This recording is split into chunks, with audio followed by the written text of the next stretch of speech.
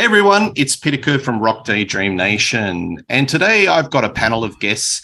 We are going to do a special show on talking about 5 overlooked epic hard rock or heavy metal songs. So on the show today, we've got Reed Little from the Contrarians. We've got Pete Jones from the Contrarians. And we've also got John the Music Nut from My Music Corner and the Contrarians. How are we, gentlemen? Beautiful, wonderful. Great, Peter. How are you today? Doing great. Fantastic. So what we're going to do, we'll do round robin. We'll pick our 5 songs one by one. So I'll start off with you, Reed, as it shows on my squares. What's your first pick?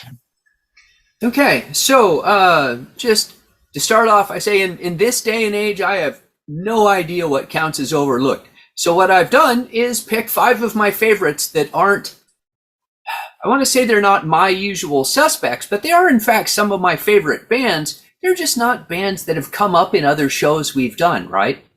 Some of them seemed a little lower distribution back in the day, but now you can easily get them on Amazon or Spotify or YouTube.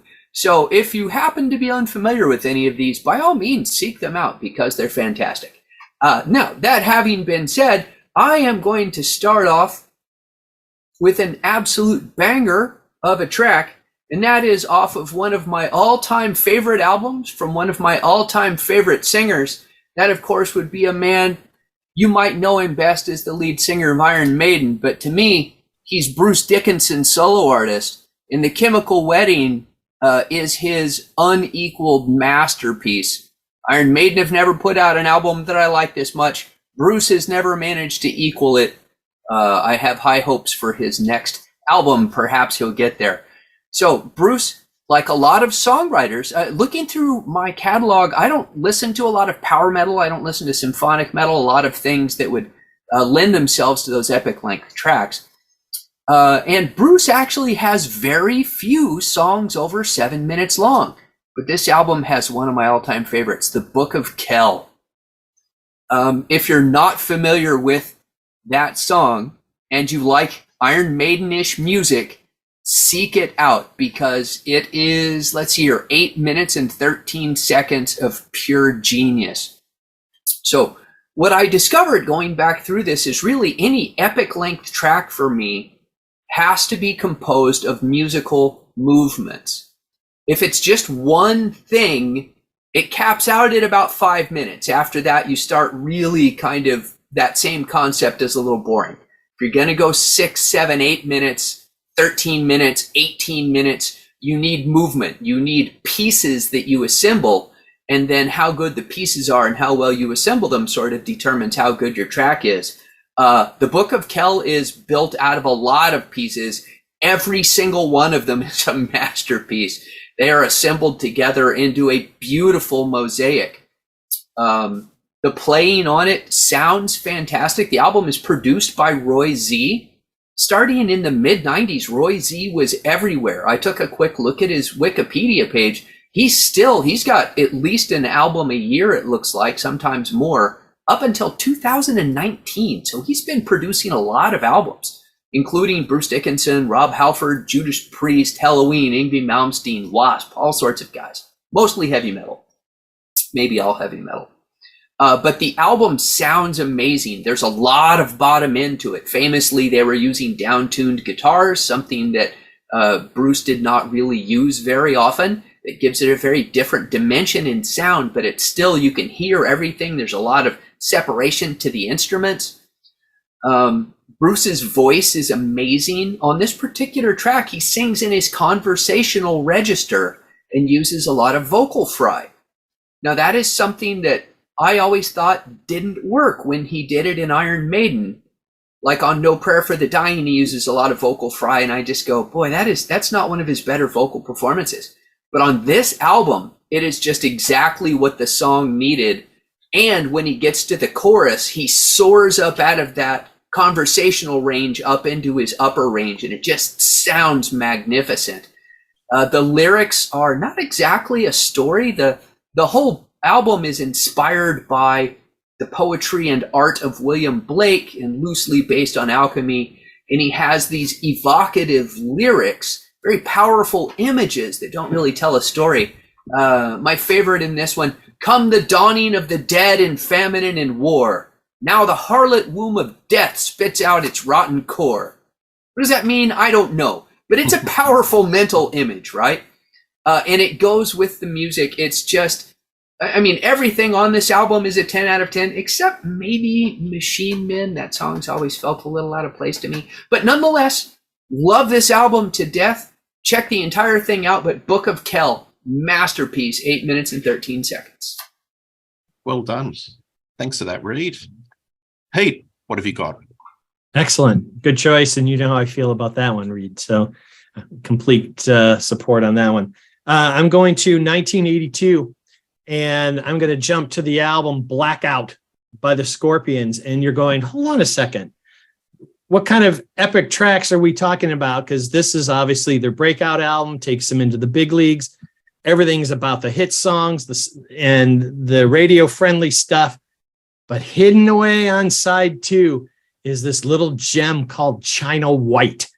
And I'm going to ask for forgiveness. It is 1 minute shy of 7, but since it was my topic, I think I'll give myself a little grace period.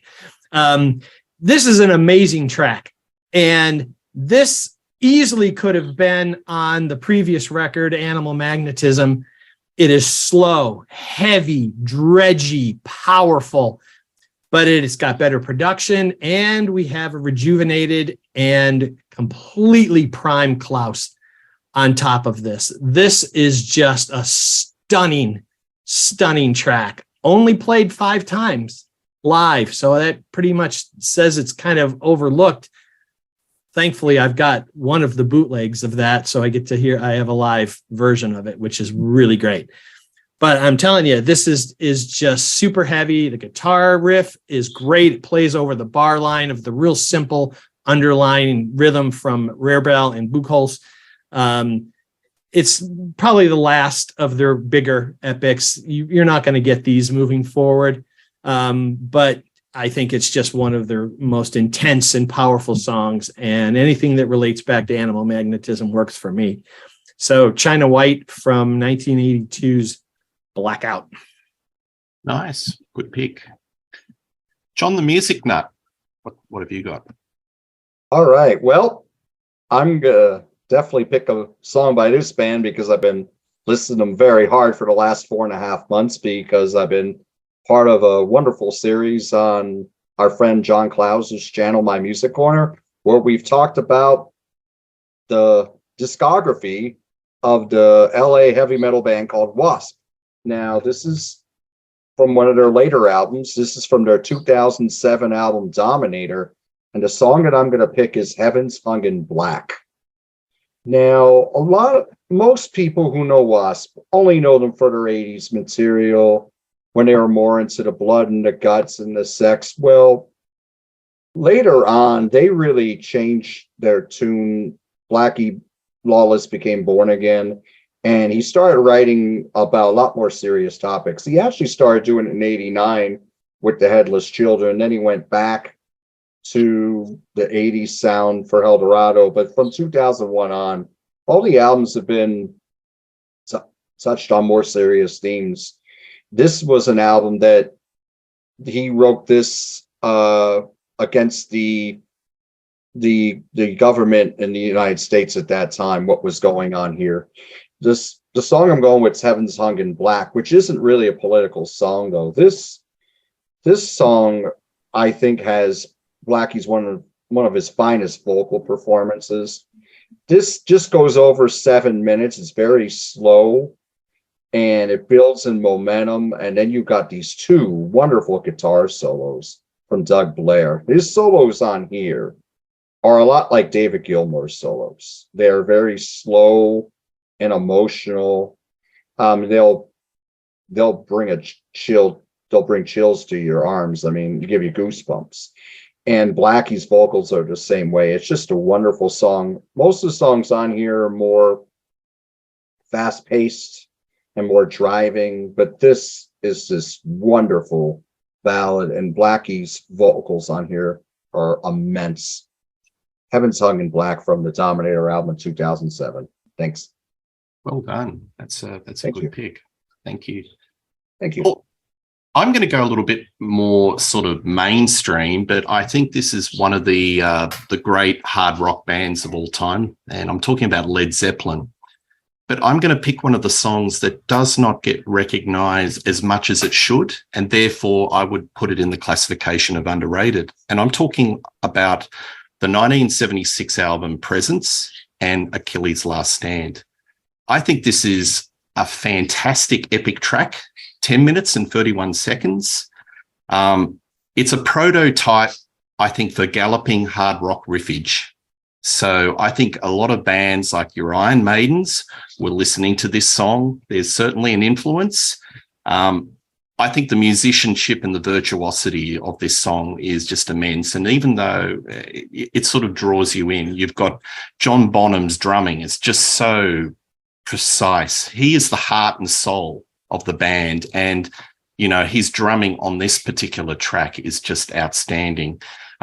I love the eerie echo of Robert Plant's vocals, you know, where he's drawing you into this mystical lyric, you know. And I also think Jimmy Page's guitar work on this particular track is just so tasty. His solo, in my opinion, is one of the most outstanding solos across all of Led Zeppelin's discography. Presence doesn't get the recognition it deserves. It's actually, I'm a little bit contrarian. I've always thought this is one of my favorite Led Zeppelin, maybe one of the best Led Zeppelin albums. But Achilles' Last Stand, I think, you know, it didn't get played as much as it should live, and it should get more recognition than it you know, currently gets. And that's my first pick, Achilles' Last Stand, Led Zeppelin Presence, 1976. Reed. Very nice. All right. So I was telling Peter earlier, Peter Kerr in this case, since we have two Peters tonight, that I discovered as I was going through creating 5 songs that I had actually a theme, a throughput going through these albums, which was not intentional, but it's always neat to discover that, although that may say more about my musical preferences than anything else. So for my next album, the throughput is that it is also produced by Roy Z. He was producing, as I said, a lot of albums. And I said earlier that I don't listen to a lot of power metal, and that's true. But there is a power metal band that I was really into in the 80s from the very first time I heard them, and I still love their stuff. That, of course, is Germany's Halloween. And the album is The Dark Ride. Now, when I got this album, it wasn't even released in America. You had to get it as a European import. I said, now you can go on Amazon and get it for $12. So it may have been overlooked when it came out. But now, by the way, $12 is an absolute screaming deal. If you don't own this album and you like Halloween, pick it up. I don't know why it's not better loved by the fans, other than it is slightly different in production. People talk up the differences in production, but they're not that big. Much like The Chemical Wedding, Roy was into darker tunings, so they're down tuning the guitars. It's not all in standard tuning. Of course, this is an Andy Darris singing album. I happen to adore the material with Andy Darris singing. I think he's a fantastic vocalist. He's a fun, energetic frontman. I've seen them a couple of times live, and a pretty decent lyricist. This particular track, though, got sole writing credit to guitarist Roland Grapow. Now, Roland joined, I think, with Chameleon, the first album after Keeper of the Seven Keys Part 2. And at this phase of his career, he was very much kind of pursuing the Yngwie Malmsteen neoclassical shredder style of guitar playing, but he could write a Halloween-style epic. So the title track, The Dark Ride, 8 minutes and 50 seconds. It's very much in the tune of Halloween or The Time of the Oath. Interestingly, I actually went back and looked. I always think of the last track on Halloween album as being an epic track, but many of them are only 5 or 6 minutes long. But this one, 8 minutes and 50 seconds. It's got this wonderful Circus Calliope music at the beginning. And again, it's made up of musical movements. It's not just a very, very, a song drawn out to 8 minutes. It's got all these different parts. You get different feelings in the rhythms. You get different sounds with the singing. And I particularly love this part where it really slows down and there's this really catchy, is it any wonder? And then that builds and builds and builds in intensity until he's I won't scream the part, but he screams the dark ride. And it's just, it's a wonderful, wonderful song. It even has a spoken word piece, which I normally despise, but I think it actually fits because it's really dark and sinister. It's sort of very, very loosely based around a theme like Ray Bradbury's Something Wicked, This Way Comes. Probably the origin of my love of creepy circus stories.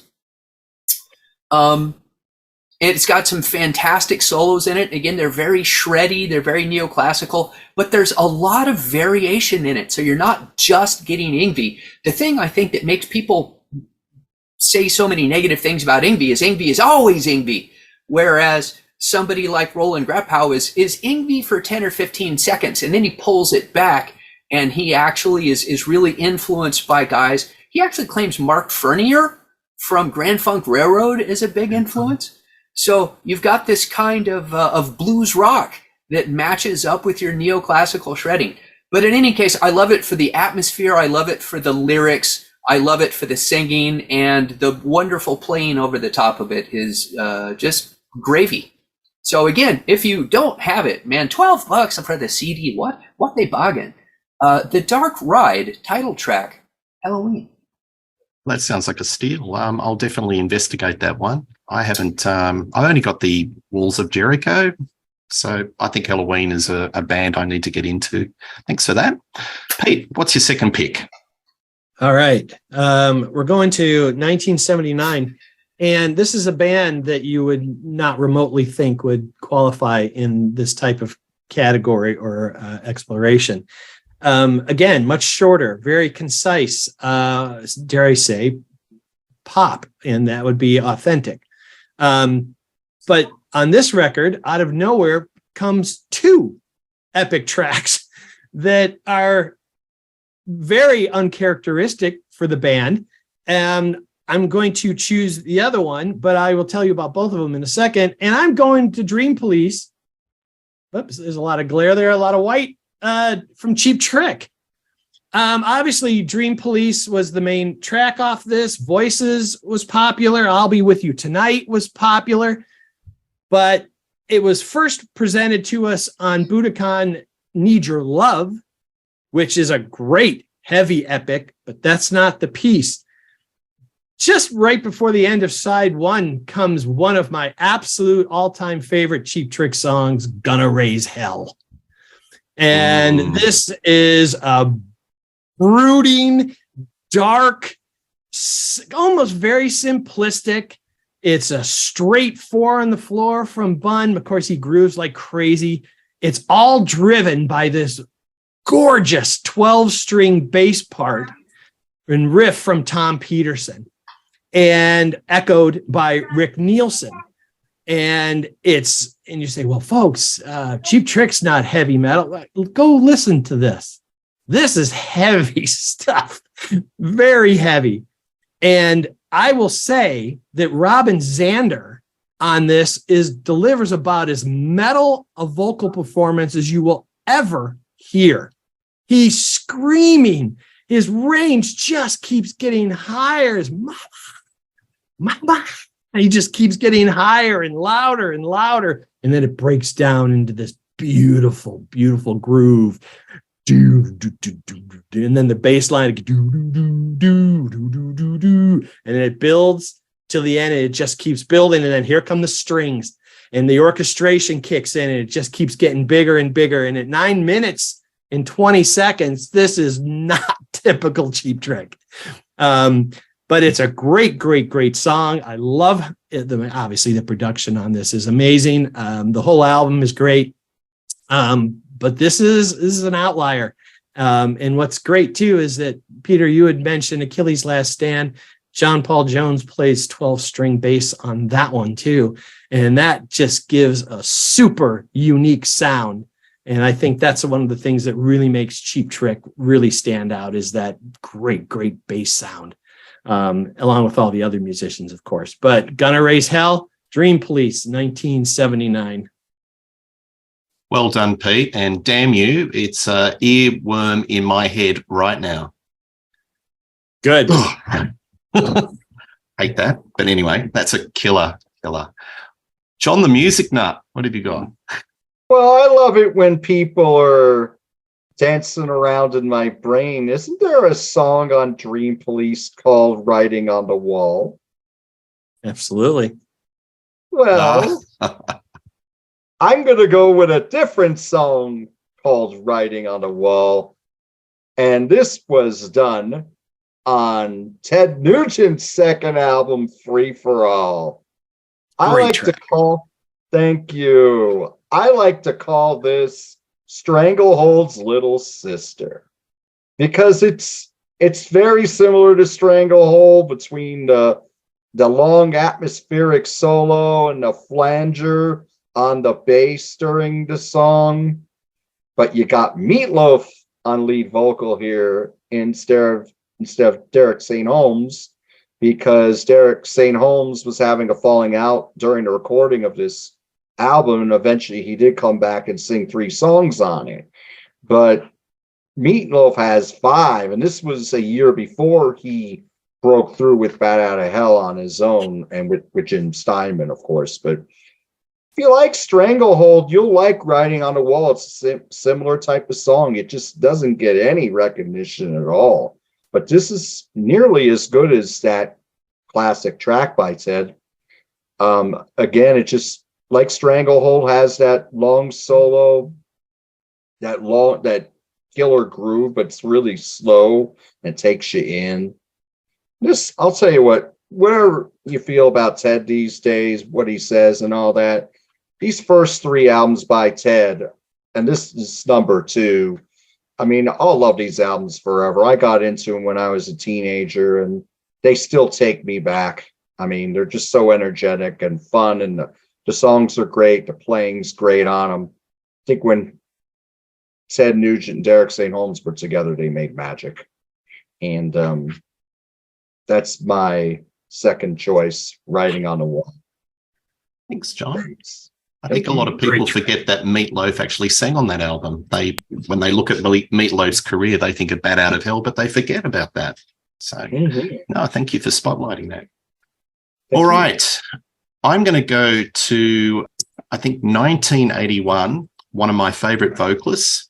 I have to put a Deep Purple family selection somewhere.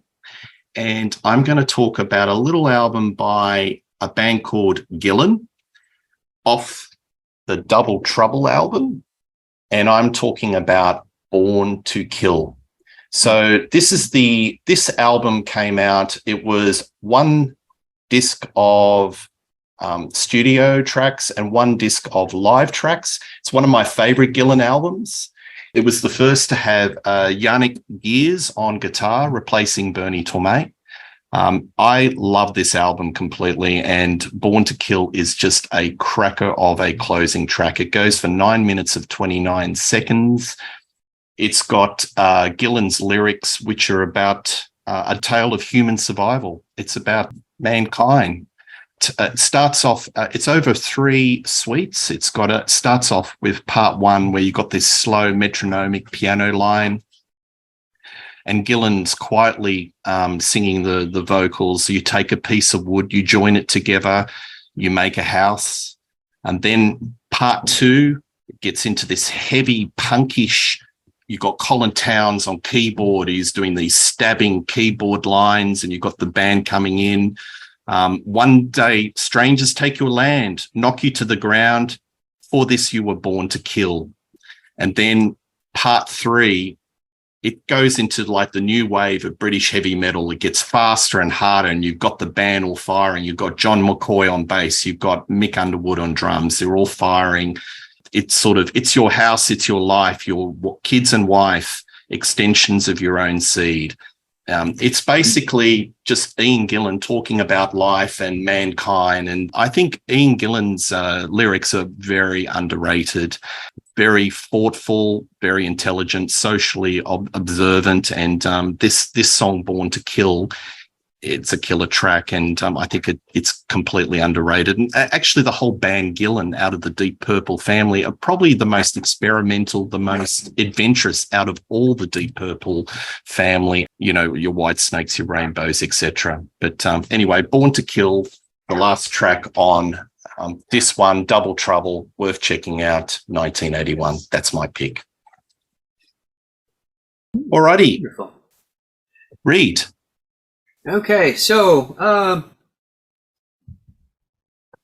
I will take any opportunity I can to speak about the next artist. Now, it will feel like there is no direct throughput from the last album to this one, but we're going to get back to that with pick number 4. So, this is another artist that I adore, and that would be Bjorn. Now, this particular album, you probably can't see it because it's so dark, but this album is called Symphonic. And it's a remix album. Bjorn did a lot of remixes. There's a lot of that sort of thing covering his own material in his catalog. But in this case, he put out an album with a symphony backing up re-recordings of the songs. But I love that he rearranged the songs. It's not just the old songs with the symphony. He rearranges them. Now, I said earlier that I don't like symphonic metal, and I never listened to symphonic metal. I thought it was annoying as hell when Metallica did S&M. I don't listen to Deep Purple and the Symphony Orchestra, but for some reason, probably just because I'm a massive Bjorn fanboy, the symphony really works on this for me. Now, Bjorn can be accurately described as a mix between Dio, Whitesnake, and Thin Lizzy. In fact, Bjorn was in a band called The Snakes with the original guitarists in Whitesnake. So he was, after Ronnie died and Heaven and Hell played the last Dio tribute concert, they had Bjorn Land sing along with Glenn Hughes. So, I mean, he's very much in my wheelhouse. And yet, he is not known for epic length tracks. However, on Symphony, he has a 9-minute and 1-second song called 1,000 Cuts. It's very typical of Bjorn's output in that it sounds like Dio and Thin Lizzy. In this case, it sounds like Dio in the verses. The verses are very heavy, they're very riff-oriented, they're very aggressive. And it sounds like Thin Lizzy in the choruses, which are actually a little faster and more melodic and upbeat. And he uses the symphony to provide emotional content to the song. So remember, it's a 9-minute song. If it was just a rock song for 9 minutes, you would be going, can we move on to the next song? So he adds parts. You have to add these parts and make a pleasant collage out of the parts. And I actually think the symphony really works. Now, it helps that the underlying song is good. But in this case, I don't think it would be as good without the symphony. Also, I have to give hats off to whoever mixed this album. And I always do these poor people a disservice by not looking up their names. Look on Wikipedia and see who mixed it. I doubt this was an album on which there was a lot of money spent, because Bjorn is not somebody who has a lot of money to spend on albums, not compared to Metallica with S&M. So, despite that, it sounds amazing. And think about how much sonic information there is to cover between a rock band with 2 guitars, bass, keyboards, drum, and singer, and add an entire symphony. That is a lot of frequency range to cover. And somehow you can hear everything. You hear all of the symphony instruments. You hear both guitarists. The vocals sound amazing. And I think that's just, what else can you possibly ask of your engineer? I support everything that Bjorn did. Symphonic is not where I would suggest a jumping in point for the new Bjorn listener. But if you've ever tried Bjorn and liked any of his other stuff, don't be put off by the fact that it's a remix album. All of the songs are different. They actually sound fantastic with the symphony orchestra. So that one was 1,000 Cuts on Jorn Symphonic. Nice. Didn't Jorn front Black Sabbath for the Ronnie tribute concert at Download, Reed? Yes. Yeah. He and Glenn Hughes shared the vocal duties on that. Well, that's high praise indeed. No, I heard Jorn. He's a fine singer. Good pick. Pete. All right. Well, to come piggyback off of what you said, Peter, I'm not going to go to a branch of the family tree. I'm going to go to the actual family. 1970, to me, the album that changed absolutely everything. It's not the big two, it's the big three, people. And the third is these guys, Deep Purple in rock. Yeah, they'll talk Sabbath. Yeah, you can talk Zeppelin. I will say categorically, bands can say, though, I was influenced. I can hear Sabbath influences, no question. I hear very little Zeppelin-ish in post bands, but I hear a crap load of Deep Purple.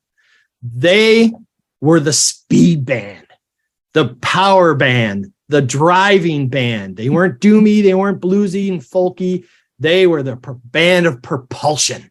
And this album just does it in spades. Now, there are two epics on this one. My favorite Deep Purple track of all time is Hard Lovin' Man, and that one would qualify, but I don't think that one's remotely underappreciated. So I'm going to go to a track that starts side 2. And oddly, in this album, has never been played live, ever. And that's The Mighty Flight of the Rat. This is just a juggernaut. It is so influential of everything that came after. It is driving. It is relentless. Ian Paice is just putting on a clinic. Speed, aggression, creativity, tastefulness. Gillan is gorgeous, soaring over everything. The solo sections from John Lord sounds like it was recorded yesterday. It is so clean and so present. And then we get to Mr. Blackmore.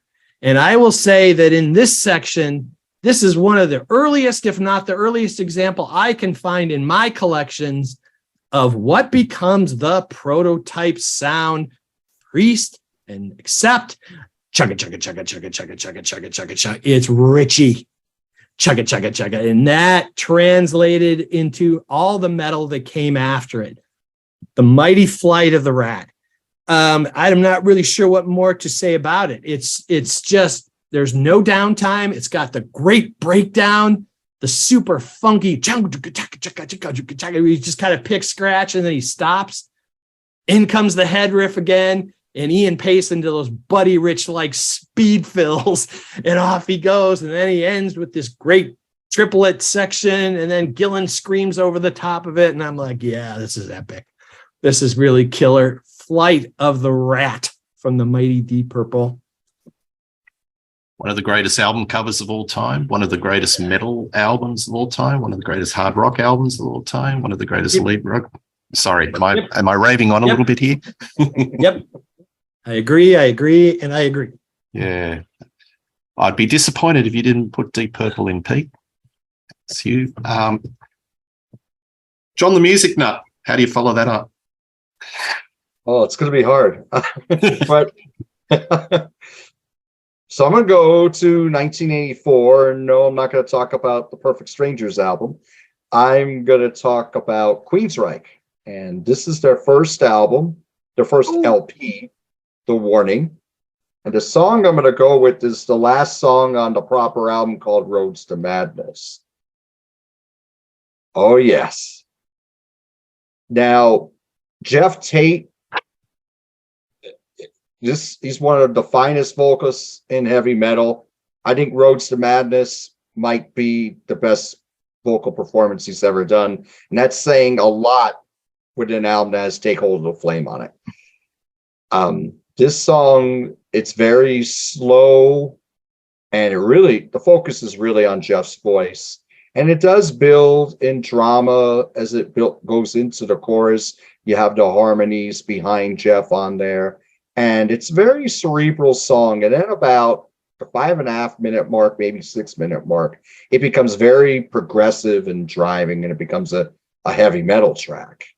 And Jeff does some great singing on this one, is this part of the song as well. And then it just goes to a end right at the 9-minute and 30-second mark. But this is very underrated. I think the Warning album itself is very underrated. I mean, if you only know Queensryche for Operation Mindcrime and Empire, the early albums are Warning, Rage for Order. They're very strong. I mean, they started out on fire through those first the EP and the first 4 albums. Even Promised Land was pretty good too, which came 4 years after Empire. But yeah, Roads to Madness from the Warning, excellent track. Definitely check it out. That was my number one choice, so I have an alternative. I could not agree with you more, John. This is the one that made me think of the idea. I was listening to this and thought, this is an underappreciated long song, and that's where I came up with the idea, listening to Roads to Madness. So I could not agree more. Thank you. Wow. I thought I had a chestnut here. Wow. No, that was my number one pick. Wow. Oh, well, I'm sure you've got another great pick there, Pete. But Queensryche, I think that's the classic years, golden years.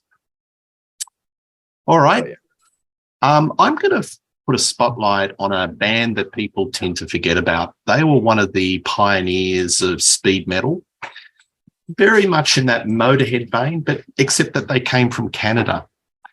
I'm talking about a trio, a power trio, and I'm talking about the band called Exciter. And this is off the album Long Live the Loud.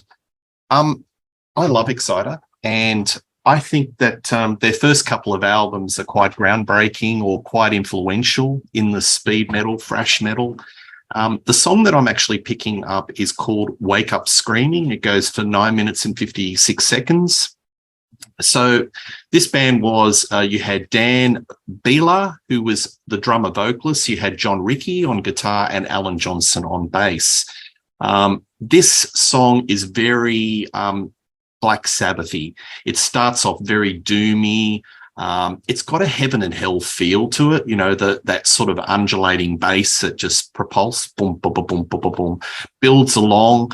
And Beeler's vocals are screaming like he's possessed. And a lot of people, when they talk about Exciter, they pick on Dan's vocals as the weak spot, because yes, it is very much in that upper range. It's very, he does scream, but I think it's perfect. It's all part of the Exciter sound. It's about a nightmare. The lyrics are very dark. The guitars build up, very atmospheric. And then 6:40, it changes tempo. It's like all those, when Sabbath, they do these little epic tracks, and then, 3/4 of the way, tempos change, and it goes into this rollicking speed, deep, heavy pounding riff, and finishes right at the end with this little acoustic classical guitar piece right at the end, like what Iommi would be doing in a lot of his numbers. So yeah, look, maybe it's a little bit influenced by Heaven and Hell. It's got that Black Sabbath feel, but I think it's a fine track. And Long Live the Loud is a very underrated album. People talk about heavy metal maniacs and as being Exciter's best, but I think this is sort of rates really highly up there. And you don't see album covers like this anymore, do you, folks? No. Yeah, Exciter, Wake Up Screaming. That's one of I think it needs a little bit more love. Yeah, all right, Reed. Fantastic. What have you got? Okay, so now we get back to the theme. We did Halloween. We did Jorn. Now, what happens when you combine Halloween and Jorn? Well, it's not a rhetorical question. because they actually formed a band together. After the Dark Ride, Roland Grapow and drummer Uli Kirsch, I hope, were fired from Helloween. And they went out on their own and they formed a band called Master Plan with Jorn Landy on vocals. Now, Master Plan is very much a power metal album. Their first self-titled album is amazing, but it doesn't have any songs on it that meet our criteria. If you've never heard it, go out and check it out. However, they put out 3 albums with Jorn on vocals. Their second album was an oddity called Aeronautics. Aeronautics was this huge shift in style. It was much more white snaky hard rock. It was much more Jorn Landy than it was Roland Grapow. And I always say bands are a stew, right? They're an alchemy. What you get as a final result depends on the ingredients, but it's not completely based on the ingredients. Master Plan does not sound like Helloween, even though it had the drummer and guitar player and one of the main songwriters from Helloween. It doesn't sound like Jorn, even though it's got Jorn in it. Together they make something different. They make an amazing album. They make this album, which has got some songs on it I love, and then some songs which don't fit the band. And I feel the tension when I listen to this and go, this is Jorn's album. I can bet the other guys were not happy about the direction of this.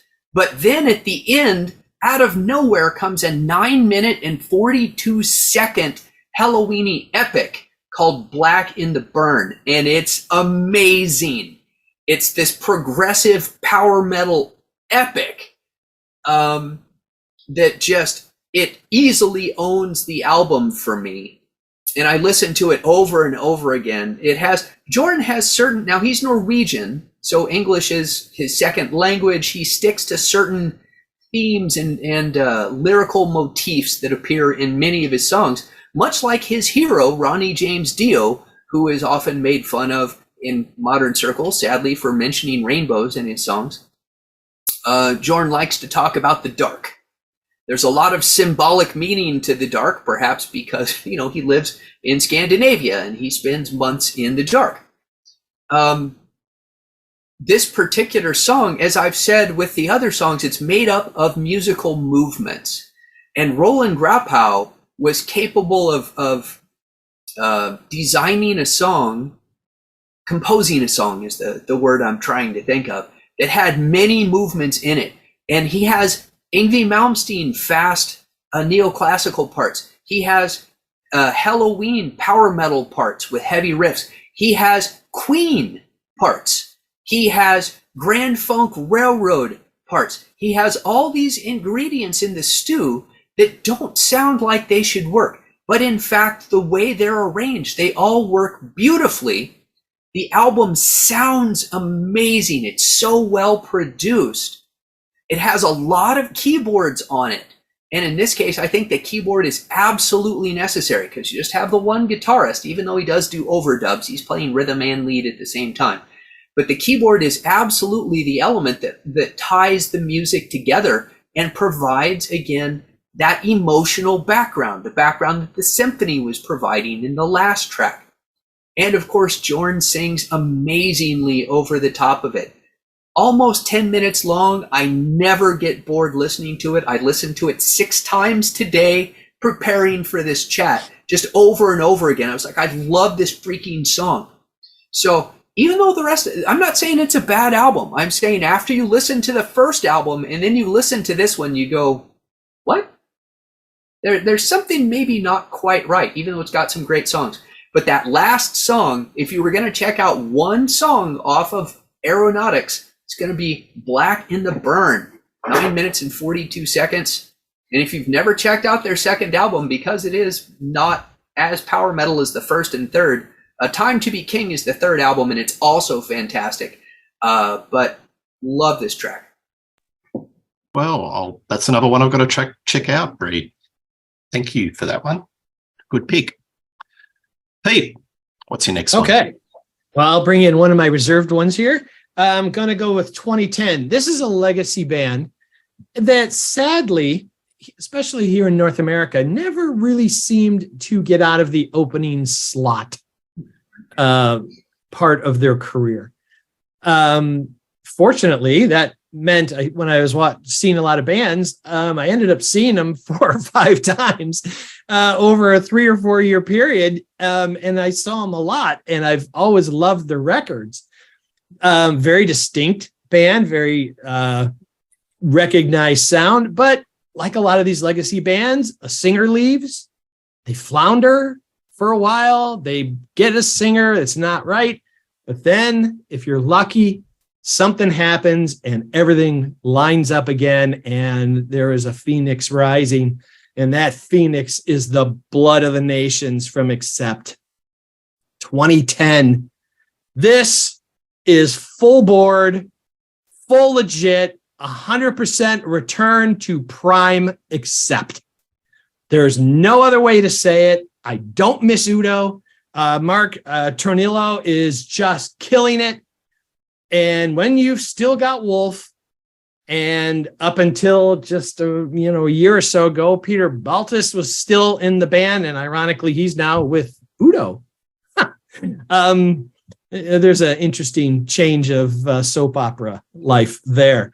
But bring in producer genius who has kind of taken over the last decade of hard rock, Andy Sneap. This production is off the charts. It is thick, lush, lavish, and so freaking heavy. And you've got brilliant songs. The one that really brought him back was Teutonic Terror. But when you get Blood of the Nations, Locked and Loaded, and to me, the killer track on here is Bucket Full of Hate. This is just rip your face off. But the track we're talking about here is Shades of Death. It's 7 minutes and 32 seconds. This is just Euro metal at its cleanest, purest, and most prime. It is just gorgeous. They start riffing and they don't stop until 7 minutes and 32 seconds have gone by, and then you wipe your forehead off and go, ah, that was cool. This has started a run of albums for them. And like Queensryche with Todd La Torre, if you have not revisited these legacy bands because their original singers aren't there anymore, shame on you. The 4 Queensryche records are spectacular. And everything that Accept has done, Stalingrad, there's Chaos, and then the most recent one, Too Mean to Die, is absolutely stunning. Got to see them in October in the US, but they're playing very small theaters. Was fortunate to be a guest of drummer Christopher Williams, who I know, who happens to be playing in the current band. But man, you've got to check this out. It is so great if you love any of that early stuff. The Breaker, Restless and Wild, and up through, even parts of Russian Roulette. Metal Heart, obviously. You're going to really love this. It's updated, sonically superior, and they are mature and just taking no prisoners. So Shades of Death, Accept from 2010. Well said. Well said. Look, I've always said I think Germany is the epicenter of heavy metal. So many great bands from Germany, and Accept is just one of those. And that album has had a lot of critical appraisal, and rightly so. So, yeah, well done, Pete. That's a good pick. By the way, I just want to throw out real quick, the other guitarist besides Wolf on that album, Frank Herman. Yeah. Frank. Yeah, left the band shortly thereafter. I don't remember if he was on the next album or not, but he's solo now. His solo albums are amazing. So if you like that style of Teutonic metal, check out Frank Herman's solo albums. I especially like an album called Fight the Fear. It's awesome. They've actually gone to a 3-guitar attack now. So they've got one who basically plays rhythm behind everything. So when they do dual leads and everything, they now have rhythm behind it, and it's absolutely intense. It's unbelievably heavy, and it was glorious. And they played all the old material, and it sounded gorgeous and perfect. Oh, I'm sorry. It's Herman Frank, not Frank Herman. Yeah, well, sorry, Herman. Herman Frank. You were alphabetizing him. Good save, Reed. Sorry. Good save. You saved the comments. Oh, people writing down. That's right. John, the music nut. What do you got? I can't echo Peter's sentiments about Accept More. I kind of kicking myself for not picking them now. And I would say Blood of the Nations, I think that's their third best album, and I'd probably put Stalingrad fifth. I mean, that's how highly I think of their newer stuff. I mean, that was one of a comeback you didn't see coming, because they were just you like after Predator, you were like, oh, they're done. They're done. They're done, because that album wasn't good, and they had that little comeback in the 90s, and that was it. And then Udo did his thing, and then they came back with this, and I saw that Teutonic Terror video, and I was like, it just blew me away, and dumped me right back into them, and now I love them again. Yeah, you could have picked The Galley from Stalingrad. That's true. Another huge epic track that is just relentless. Mm-hmm. Great stuff. Absolutely. So, speaking of old school metal, I'm going to go back to 1981. Now, this band is probably known more for Metallica covering their songs. You probably know where I'm going already. This is Diamond Head, and this is their album Lightning to the Nations. This is their debut. They've had a long and storied career, but this is the album that most people go to, and the song that I'm going to pick is the smorgasbord of riffs. That's Am I Evil? Am I Evil was covered by Metallica. I think it may have been on a single in 84, or maybe an extended version of Ride the Lightning. But Am I Evil is fantastic. The riff is the opening riff is very simple yet memorable, and it goes into these different movements in the song. Another riff comes in that's just as good. It's like one of these songs where they have more great riffs in one song than a lot of bands have in their career. And then it goes into another level when they up the tempo on it. And then they go into this other riff, which is another one's really simple, but sticks in your brain from the first time. This song is around, I don't know the exact time of it. I think I'm going to say 755 or so, but Metallica made it more famous, and they covered a lot of songs by Diamond Head. I mean, they covered Helpless, which was on the 998 CD or the 598 EP back in 87. So they put the name out here more for in America, but this whole album back to front is a killer. But Am I Evil, fantastic track. Nice. That's awesome. That's a good pick, and that's sort of like a Metallica signature song, and a lot of folk probably didn't even realize it was a cover. But no, that's a really, really good pick. Thank you. That's the direct Black Sabbath link right there for the riff. But then they sped it up. Yes. But the riffage, that's pure Sabbath. Mm-hmm. Yep, absolutely. All right. I'm going to go to, I think, circa 1986. And when I first heard this band or this album, it blew me away. So I was very much into speed metal, thrash metal. But the thing was with speed and thrash metal, a lot of the vocals were like growling, that sort of satanic, screeching, growling.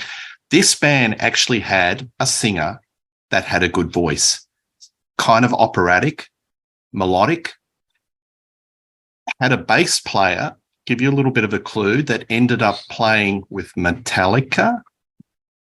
I'm talking about Flotsam and Jetsam of the Doomsday for the Deceiver album. And I'm talking about the song Metal Shock. I absolutely love that song. It's 8 minutes and 16 seconds of just cracking rock riffage. It starts off really kind of slow, and then it just goes into this absolutely helter-skelter drumming by Kelly David Smith. Absolute thrashing, beautiful playing. You can sort of understand why Metallica, were listening and going, oh, Jason Newsted, because his bass is right up in the mix. I love the time signature changes. I love the adventurous, sort of melody lines. But this was a band. This was a thrash or speed metal band where they had a singer that could actually sing. And that makes this whole album quite compelling. They should have been much bigger. This was on the Metal Blade label. There are the lads there. You can see them. I know they've did a few more albums that, were, sort of not as commercially successful. They should have just been much bigger. But for me, Metal Shock is the song for me, where I was thinking of this assignment that Pete gave us all, that would definitely come under the category of a song that needs to be spotlit, because it's probably my favorite Flotsam and Jetsam track, and that's Metal Shock, Flotsam and Jetsam. Nice. All right, Mr. Little, bring it home, number 5. Okay, so for my final selection, and Peter J., this is going to sound very familiar, but I'm sorry, in a previous chat we were talking about albums, and now we're talking about songs. So, one of my all-time favorite bands that I rarely get a chance to talk about is Nevermore.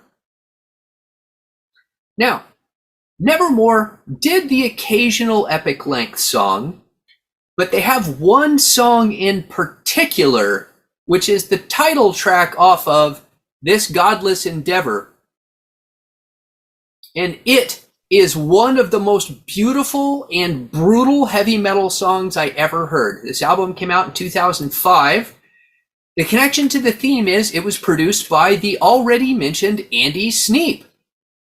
In fact, in 2005, this was the first album that I ever remember people saying as a feature, as a selling point, that it had been produced by Andy Sneap. And it sounds immaculate.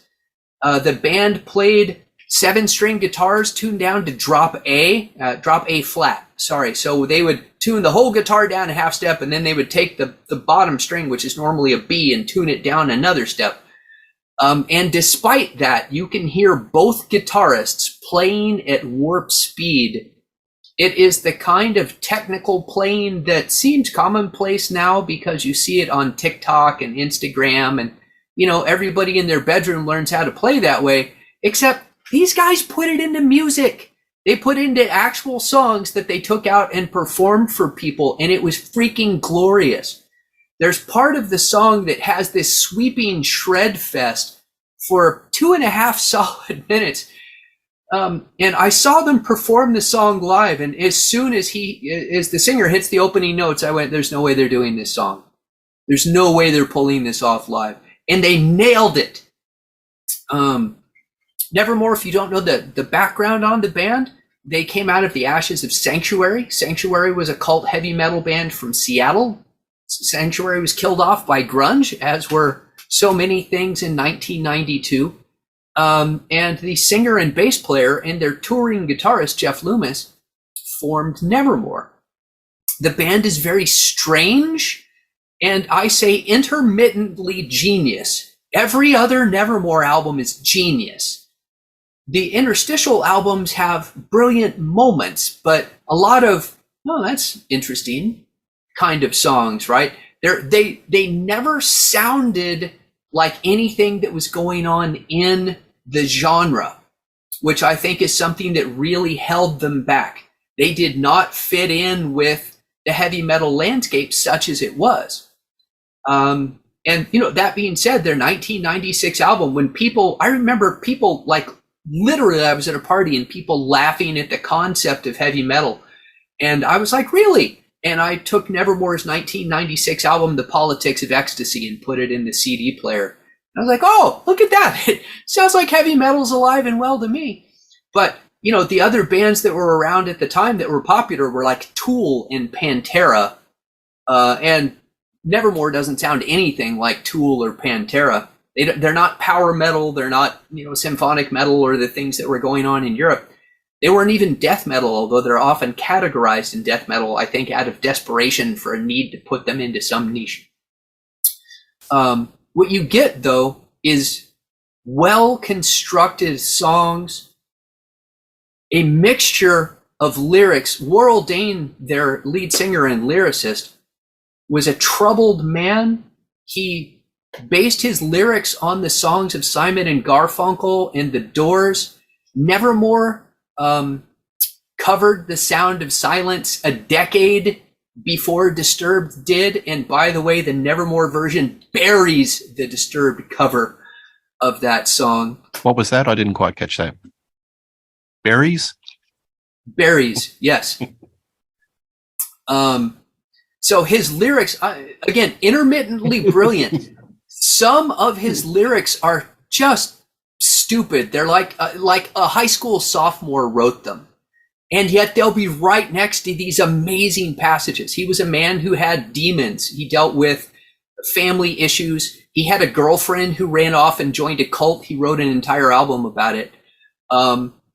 He had substance abuse issues, and he put all of that into his lyrics. They can be so poignant. And then right next to that will be this little couplet. And you go, what? Where did that come from? I could have written that when I was in 10th grade. But I have chosen to think of that in Zen terms, where the imperfect is what demonstrates the perfect, right? So you get all of that in This Godless Endeavor. That one song is everything that Nevermore was. Soaring, it has low vocal passages. Warrell Dane had a 4-octave range. He was naturally a baritone, so it has very low singing, it has very high singing. He sings softly, he sings loud. There's a lot of dynamics in it. There's soft guitars, there's fast and shreddy guitars. Some of the most impressive shredding I can remember in a legit song that still has melody. They never give up the song, even when they're at their most technical. I think Nevermore were the perfect heavy metal band. I seem to naturally tend to more of your Dios, the more melodic, not as crushingly heavy music. But for this style of music, I think Nevermore were the apex of that genre. And the song This Godless Endeavor is probably their finest moment. The album's easily available. Check it out on YouTube if you don't want to lay out cash. And you can thank me later. Well said. Nice. Well done. All right, Pete. What's your pick? Okay, well, this one's kind of a confused landscape here. Not unlike the Beatles and some other groups, you had releases in one part of the country and then releases in another, but that wasn't what was on this one. And so this kind of gets to be a mess. So, but it all starts right around 1976. And a self-titled album and then a follow-up album. And those are released only in Canada. And then almost a year later, it shows up in America, but it's kind of a mix between the two, kind of, a la The Sweet. And what happened is, as we were perusing through the miscellaneous bins one day, this shows up. Triumph's Rock and Roll Machine, the cover that is almost impossible to find now. You cannot find this anywhere. Well, that's one you pay attention to and you go, who are they? 3 guys, double neck, huge drum kit. And even though it's fake, you see now, you're like, flamethrowers. You're like, how bad can this be? Well, this is the Mighty Triumph. And this album came out called Rock and Roll Machine. And on here are some tremendous tremendous tracks. A lot of comparisons to Rush early on for obvious reasons. Street Fighter and Street Fighter Man reprise most likely is the ones because singer Rick Emmett can really soar, and there are some elements of Getty-isms in there, but they're their own band. And the song I'm looking at is Blinding Light Show into Moonchild. And this is the definition of late 70s epic stadium rock. At 8 minutes and 43 seconds, it's got a lot of movements, a la Bytor. And it's just all driven by this stunning singing from Rick Emmett, and a master guitarist. And the rest of the band, very solid. Gilmore, way underappreciated as a singer. That guy can sing his brains out. But this is a piece that starts out kind of moody. You know, you always see the mirror ball and the fog, and they always had great stage lighting, and they always looked great. Moves into a beautiful acoustic guitar section, and then it just unleashes. And Emmett just soars over this thing. They come back to the original theme, and then they play out this really nice melodic bass line that Mike Levine does. And it just kind of goes out to the end and kind of fades away. It's a tremendous song, and this made a massive impression on me when this came out, and when we got this in 78, I guess, is when the international version came out. So it would have been sometime in 78. And of course, we jumped all over Just a Game as soon as it came out, and then of course, you know, Progressions, Allied, whichever order they're in, I always get them mixed up. Even all the way up through Thunder 7, I've just been a massive fan of this band. At 8 minutes and 43 seconds, this is the definition of epic. Blinding Light Show from Triumph on their Rock and Roll Machine album. Nice. I'll try to get a photo of that and put that up on this show so people can see it, because that looks spectacular. Right. Yeah, it really is quite impressive. I mean, if that's going to make a statement about a spectacular live show, there it is. Yeah, and they delivered. They were way ahead of a lot of bands. They did all their own tech designing, all their own lighting, everything themselves. So, is that documentary out yet? There wasn't Banger Films were doing them. Yeah, okay. It's really cool. You go through the warehouse and you see a lot of the things from this era. They were famous for putting runners across the amps and the drum risers with light bulbs, and they would chase and they would run, and the big Triumph logo behind them. But there's some great shots. Gil used to put a flamethrower between his two bass drums, and it would shoot right up between his toms. I mean, that's pretty brave. So, yeah. Well, I'll tell you what, if you put it in the wrong direction, different outcome. Yeah. Great stuff. John. True. All right. So I'm going back to 1970 for my last one. And this band is still around. A lot of members have come and gone through the band, and they've been playing theaters for a long time. More of a cult band in the United States, but they're best known for being the band who really started the unison guitar playing. And the band I'm going to talk about is Wishbone Ash, and this is their self-titled debut. And the song I'm going to go with is Phoenix, which is the last track on the album. You could still go see this band in the States. I've seen them 5 times in the last 10 years. Last time I saw them was in 2021. This song is their showstopper. This is what they always end their main sets with, unless they're playing the whole Argus album, and then they'll play it in an encore. But this is another one of those great slow burn tracks that just builds in momentum, and then the unison guitar lines come in, and then the pace goes to another level, and it becomes this real tribal beats, and they're playing these magical solos throughout the track. It's over 10 minutes long, but it's got this long 3-minute build-up, and then it's one of those tracks that takes you in. And it just gets more, it builds more and more momentum. And then it just goes slow again, and then it picks right back up, and then it just has this very loud ending.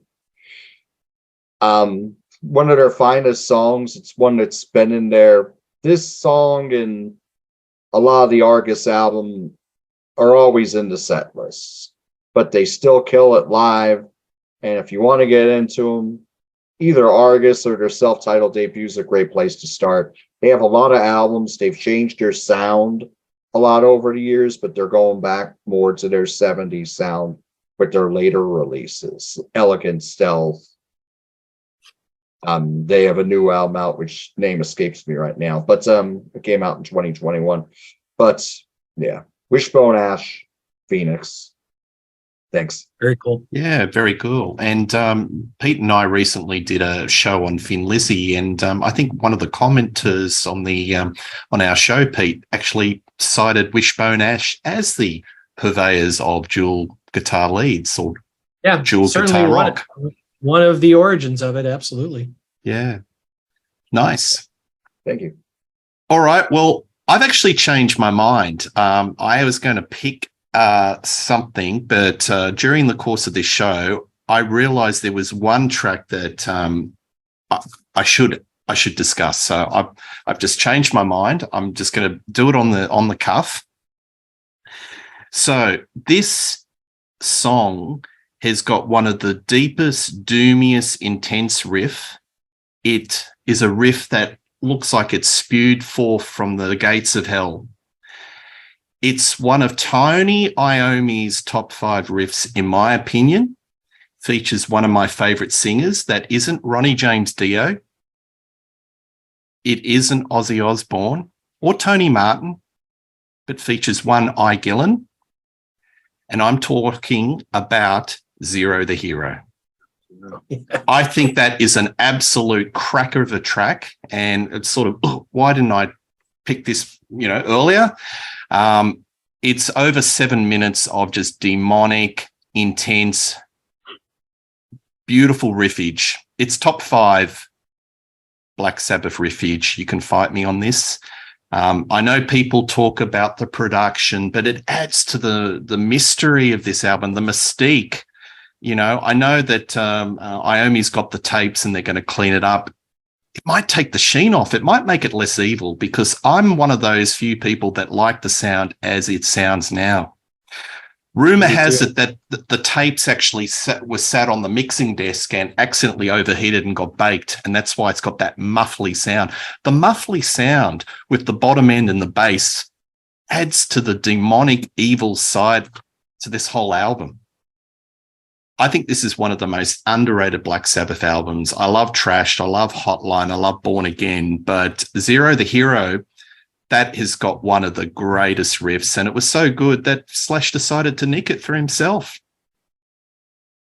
That's my pick, Zero the Hero. And I thought I've always said that if there was a soundtrack that the dinosaurs had playing when their extinction was imminent, it would be Zero the Hero. Just watching the Earth's mantle destroy itself while they're all running for cover with Tony's riff thundering over the atmosphere. That's what it looks and sounds like to me. I'm visualizing that, Pete. I'm just seeing, like the volcanoes coming up. Absolutely. And the muddier and the thicker and the less transparent it is, the more impending, doomy it sounds. Yeah. Well, when they actually do the mix and they clean it up, people mightn't like it as much because it may take that sheen off. I like it because it sounds like it was recorded in a bloody dungeon. It's doomy and grimy, and that's what Black Sabbath is. As long as you have the option to have both, then it's okay. the reissue, the anniversary Live Evil that just came out, the remix is beyond spectacular. It is momentous. It's a whole new album, and it retains the elements that I've loved. But I can go back and forth. I can choose which one I want to use, and there's a new remaster in it. But the previous remasters were fine. But the remix, it's got different vocal parts from Ronnie. It's got different interludes between songs, parts they leave in, stuff they take out that you expect from the original, and you're going, oh wait, Ronnie didn't do it. Oh, they kept it out. But if they can do it and still maintain the original and be respectful to that, I'm all in favor of them giving it another shot. You never know. Yeah. But as it sits, and if it was never touched, I have no problem with it. No problem at all. Absolutely. And, it's an album in the day. I remember 1983, the critics absolutely panned it. They were so scathing in the reviews of this album. They thought it was just absolute garbage. And over time, people have critically reappraised it. And it's, gone up in a lot of people's rankings as a classy Sabbath album. And Ian Gillan's vocals are just absolutely outworldly. And there's rumor that he actually blew his vocal chops on that tour because, the screaming and the upper octave range that he used on that tour, it's just unbelievable, sublime. He's flawless. He is so good. I probably have a half dozen or more boots from that tour, and Gillan's just breaking glass. Absolutely. It's just it seems so effortless. Yeah. And impressive. People focus on the Spinal Tap aspect of it, and that sort of pisses me off after a while. I mean, yeah, it's funny. I know there were a lot of shenanigans on that tour, and the story about how he couldn't read the lyrics because of the dry ice and Stonehenge. But you get beyond that. There's some great music, great tracks. Yep, I agree. Well, lads, thank you, Peter. Well done. That was a great exercise. I really enjoyed listening to all of your picks. Please check out the picks. I will put that in the comments or the part of the spiel on this show. But I've really enjoyed this. I think we did a really nice range of all different types of heavy metal and hard rock epic tracks. So Reed Little, thank you. You see Reed on the Contrarians. Pete Jones, you can see him on multiple channels like my channel and the Contrarians, and also John the Music Nut on my Music Corner and the Contrarians. Please like and subscribe to Rock Daydream Nation, and one thing's guaranteed, you'll see these folks again pretty soon. Cheers. Thanks, Peter.